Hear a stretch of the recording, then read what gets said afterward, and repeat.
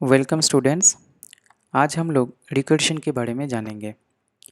Recursion basically एक concept है जो मैथ से डिराइव होके आया है और इसका मेन काम है हमारे कोड को रिड्यूस करना। हम लोग अगर किसी प्रॉब्लम को रिकर्शन अप्रोच में लेके जाते हैं तो उस टाइम हमारा जो कोड का एग्जीक्यूशन रहता है वो मिनिमम हो जाता है। और रिकर्जन अप्रोच का अगर हम लोग थोड़ा एडवांस स्टेज देखेंगे तो वो बनता है डायनामिक प्रोग्रामिंग, राइट। ये भी एक बहुत अच्छा सा कॉन्सेप्ट है जिसमें हम लोग अपने रिकर्शन जो अप्रोच को लगाए हैं उसको चाहे तो उसको थोड़ा एफिशिएंट भी कर सकते हैं। ये डायनामिक अप्रोच है, ठीक है। उसको डायनामिक प्रोग्रामिंग बोलते हैं, जिसमें क्या होगा कि हम लोग कुछ ब्लॉक्स बनाएंगे और उस ब्लॉक्स में हर एक एग्जीक्यूशन के टाइम में जो वैल्यू निकलेगा उसको स्टोर करते जाएंगे और फ्यूचर में जब उसको हम लोग चाहे उसको ट्रेस कर सकते हैं विदाउट उसको फिर से कैलकुलेट किए। ये एक अलग अलग से टॉपिक है, इसके बारे में भी हम लोग जानेंगे बाद में। आज हम लोग का टॉपिक है मेनली रिकर्जन, राइट। आप लोगों ने लूप तो यूज़ किया ही होगा, लूप जैसे फॉर लूप, वाइल लूप, ठीक है। ये सब लूप आप लोगों ने यूज़ किया ही होगा। आप लोग क्या जानते हैं कि जब आप लोग लूप को इस्तेमाल करते हैं वो जब कंपाइल होता है, ठीक है, एग्जीक्यूशन होता है जब प्रोग्राम का, तब वो जाके रिकर्जन में फंसता है। रिकर्जन कॉल लगता है किसी भी लूप पे। एक बहुत इंपॉर्टेंट सा कॉन्सेप्ट है। और अगर आप लोग स्टैक के बारे में नहीं जानते तो आप लोग रिकर्जन अभी मत समझिए, क्योंकि recursion it's totally based on stack data structure, मतलब लास्ट इन फर्स्ट आउट। ये मैनर में जो डेटा स्ट्रक्चर काम करता है उसका नाम है स्टैक। और रिकर्जन अपने हर एक बार जो वैल्यू को जनरेट करता है वो जाके स्टैक में भर देता है, ठीक है। और फाइनली जो स्टैक में वैल्यू बचता है वो उसको जाके रिटर्न कर देता है, राइट। ये स्टैक के बारे में जानना बहुत इम्पॉर्टेंट है। तो उम्मीद करता हूँ कि आप लोग स्टैक के बारे में जानते हैं, क्योंकि जब मैं प्रॉब्लम को लिखूँगा, ठीक है, और उसको जब डेमोन्स्ट्रेट करूँगा तब मुझे ये स्टैक का इस्तेमाल करना है। तो मैं अभी प्रॉब्लम को एक सॉल्व करने जा रहा हूँ और इससे पहले मैं दिखा देता हूँ आप लोगों को कि एक रिकर्शन प्रॉब्लम का मतलब कोई भी अप्रोच एक रिकर्सिव अप्रोच है, उसको आप लोग कैसे जान सकते हैं। आप लोग थोड़ा सा नोटिस करेंगे, अगर उसमें कुछ बेस केस रहेगा, ठीक है, मतलब इस कंडीशन के लिए, बेस कंडीशन के लिए कुछ वैल्यू रिटर्न हो रहा है, ठीक है, रिटर्न सम वैल्यू। और बेस केस अगर नहीं हो रहा है उसके लिए अनदर बेस केस, उसके लिए कुछ वैल्यू रिटर्न होगा, सम वैल्यू। तभी भी नहीं हो रहा है तो फाइनली हम लोग क्या करते हैं, रिटर्न करते हैं। कुछ एग्जीक्यूशन होता है इसके अंदर, हम लोग कुछ एग्जीक्यूशन भी कर सकते हैं, मतलब कुछ अगर इस प्रोसेस में हम लोग कुछ एग्जीक्यूशन लगा सकते हैं, ठीक है। नहीं भी हो रहा है तो हम लोग क्या कर सकते हैं, इधर कुछ एग्जीक्यूशन लगाएंगे, फिर उसके बाद हम लोग रिकर्सिव कॉल लगाएंगे। ये होता है बेसिक्स ऑफ फॉर्मेट, मतलब एक बेस केस होना ज़रूरी है, नहीं हो तो अनदर बेस केस, कुछ एग्जीक्यूशन, फिर उसके बाद फाइनल रिकर्सिव कॉल। ये होता है एक ये होता है एक basics of format for recursive approach. चलिए अभी हम लोग एक नया प्रॉब्लम को सॉल्व करते हैं, ठीक है। प्रॉब्लम कुछ इस तरीके से है, बहुत ही फेमस सा प्रॉब्लम है। अगर आप लोग प्रोग्रामिंग कर रहे हैं और रिकर्सन को जानना चाहते हैं तो रिकर्सन के लिए ये फैक्टोरियल वाला प्रॉब्लम बहुत ही इम्पोर्टेंट सा है, ठीक है। देखिए फैक्टोरियल प्रॉब्लम में क्या होता है, इसमें हम लोग अगर देखेंगे, हम लोगों को किसी भी नंबर का मान लीजिए कि 5 का फैक्टोरियल निकालना है, तो क्या वैल्यू निकलेगा? 5 इंटू 4 फैक्टोरियल।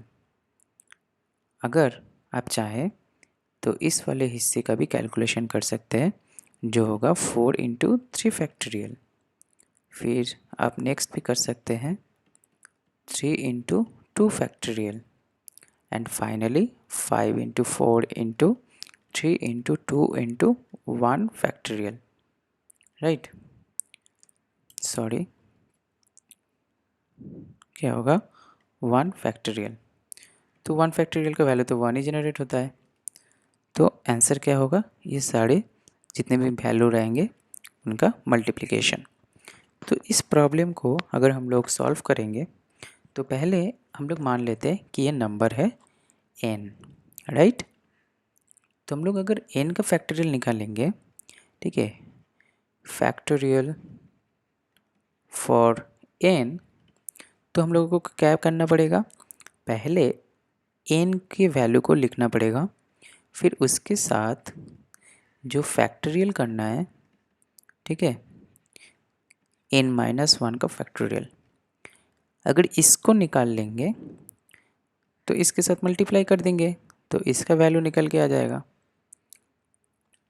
फिर जब इसको करने जाएंगे तो n-1 को लिखेंगे, फिर उसके बाद फैक्टोरियल ऑफ n-1 समझ रहे? तो क्या बन जाएगा? मतलब देखिए, n into factorial of n-1, अगर किसी भी तरीके से हम लोग ये वाले वैल्यू को ये वाले वैल्यू को निकाल सकते हैं तो हम लोग क्या कर देंगे? इसके साथ मल्टीप्लाई कर देंगे, जो कि इसका आंसर होगा, राइट। तो उम्मीद करता हूँ कि मैंने आप लोगों को बहुत ज़्यादा कंफ्यूज कर दिया है ये सब समझा के। तो मैं अभी इस पे ज़्यादा फोकस नहीं करूँगा, मैं अभी डायरेक्ट एक कोड लिखता हूँ, ठीक है। वो कोड कुछ इस तरीके से रहेगा कि मान लीजिए मैं एक फंक्शन बना रहा हूँ पाइथन में। वो फंक्शन है फैक्टोरियल का, मैं जस्ट एफ ले रहा हूँ, ठीक है, ओनली एफ। और इस एफ में हम लोग एक वैल्यू डालेंगे n, ठीक है। अगर देखिए ये रिकर्शन में भी इधर रिकर्शन लगा रहा था, लेकिन जब ये 1 पे जाके रुका, ठीक है, तो 0 फैक्टोरियल निकालने का कुछ फ़ायदा नहीं है, -1 फैक्टोरियल निकालने का कुछ फ़ायदा नहीं है, ठीक है। तो हम लोग कहाँ पे जाके रुक जा रहे हैं? 1 पे।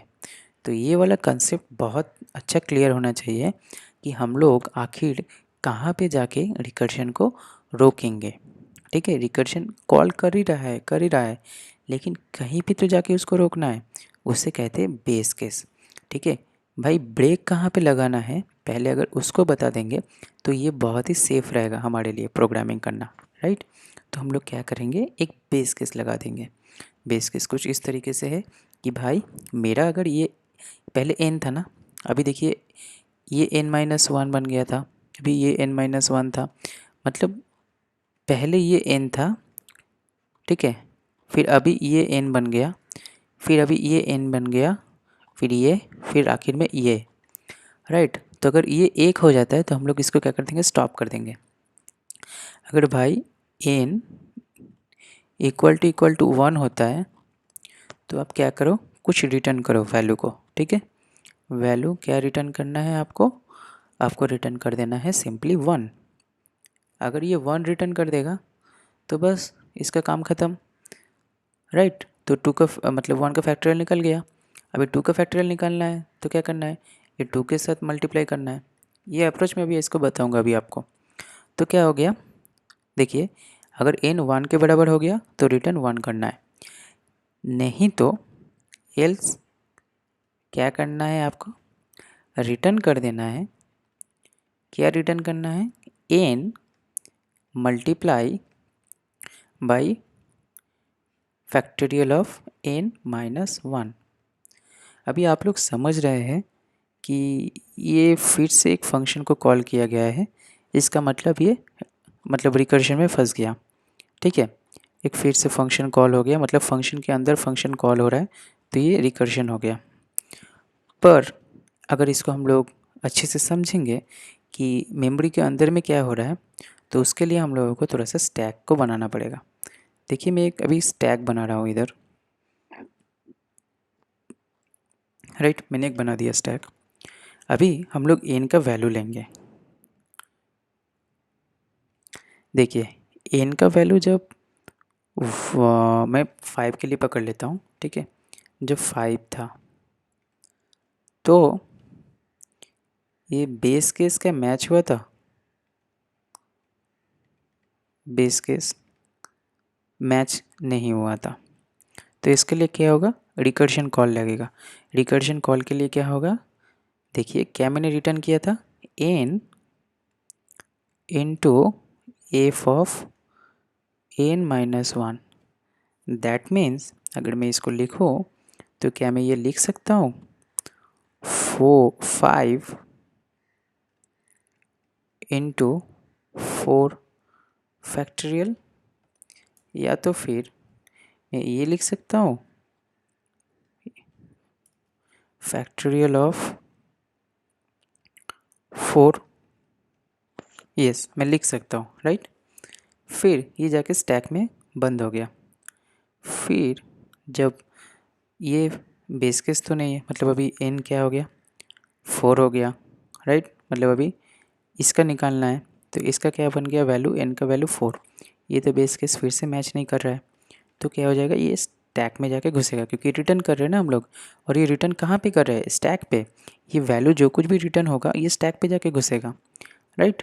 तो अभी क्या है, इनका value 4 multiply by of 3, right. और ये देखिए 5 का फैक्टोरियल है, ये है 4 का फैक्टोरियल। फिर इसको कैलकुलेट करना था हम लोगों को, इसको कैलकुलेट करने के लिए जाएंगे, तो ये बेस केस फिर से मैच नहीं हो रहा है, ठीक है। ये वैल्यू क्या बन गया 3, फिर से बेस केस मैच नहीं कर रहा है। तो हम लोग क्या कर देंगे, फिर से इसको स्टैक में रिटर्न कर रहे हैं, राइट। एवरी टाइम अगर आप लोग रिकर्जन अप्रोच कर रहे हैं, आप लोग अगर उसको ड्राई रन करना चाहते हैं तो उसको स्टैक से ड्राई रन कीजिए, वो बहुत अच्छा रहता है, एफिशिएंट रहता है, राइट। और वो मेमोरी के अंदर भी ऐसे ही काम करता है। हम लोग फैक्टोरियल ऑफ क्या करेंगे, एन माइनस वन, एन था 3 तो इसके लिए बन जाएगा 2। ये किसका फैक्टोरियल है, 3 का फैक्टोरियल।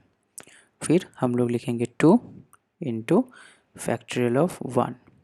अभी ये 2 का फैक्टोरियल, राइट। फिर से देखिए ये क्या करेगा,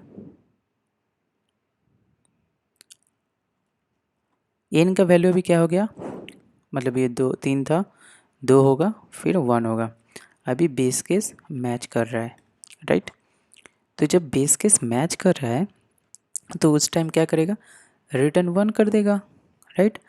तो अगर मैं थोड़ा सा इसका मतलब इंक चेंज कर लूँ, ठीक है, ये वाला विजिबल रहेगा आप लोग के लिए, ठीक है। हाँ, ये क्या रिटर्न करता है आपको 1, राइट।